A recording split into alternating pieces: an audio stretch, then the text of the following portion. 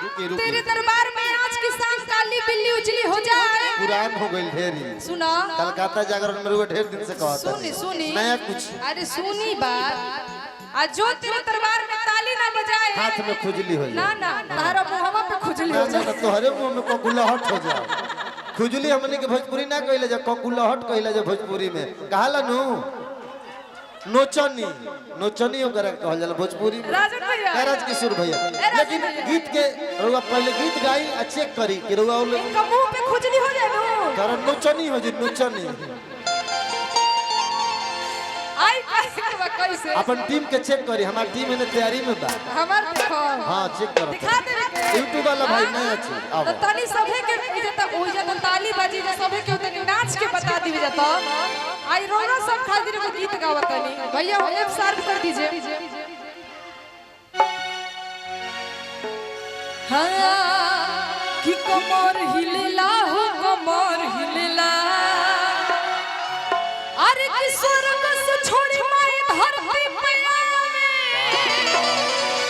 कि भक्ति में देखा सब के झुमावे। रुको 2 मिनट बैठो, चेक खुद अपना और के पड़े ना। 2 मिनट बैठो, 2 मिनट बैठो बउआ। एने बैठो।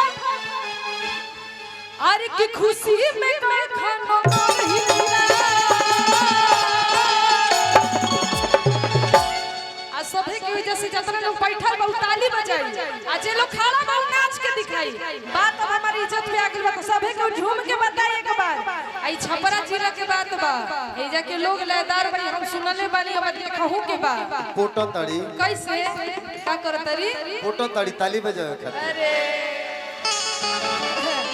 अरे कि कमर हिलेला हो कमर हिलेला,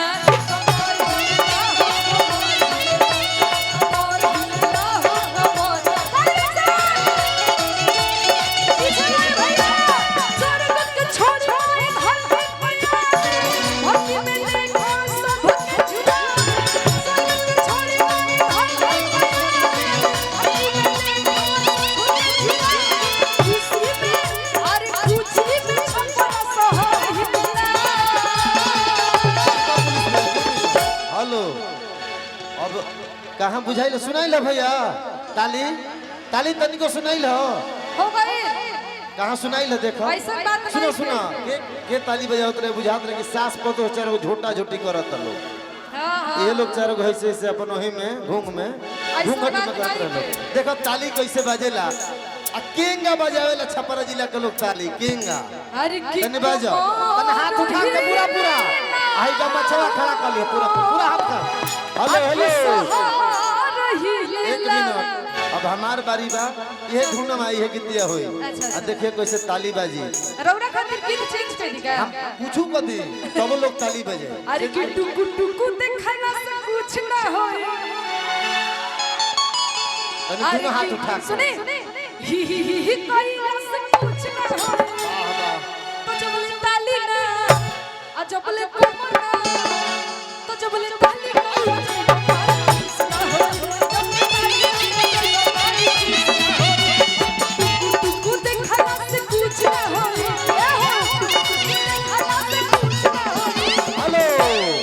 टाटा इंडिकम हच आइडिया जियो काम करना फेल कर जाए। दीपिका ओझा जी मुकेश राय को कबूल है, छपरा मीठेपुर में इतना ताली कमजोर मुकेश को कबूल नहीं है। एक बार शेरा वाली मैया से मोहब्बत करने वाला हाथ खड़ा कर लीजिए, चाहे कितना भी बड़ा आदमी हो। अब बजा देना राजन भैया, धुन बजा देना।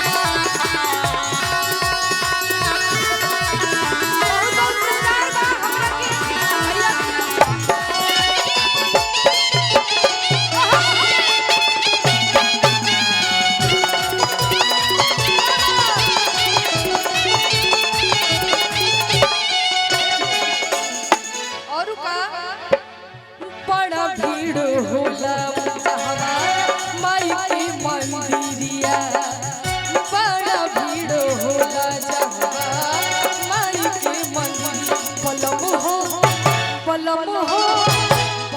हो लिया वतन की चुनरिया पलम हो लिया वतन की चुनरिया पलम हो लिया वतन की चुनरिया पलम हो लिया वतन की चुनरिया कमर हिलना हो कमर हिलना बाबा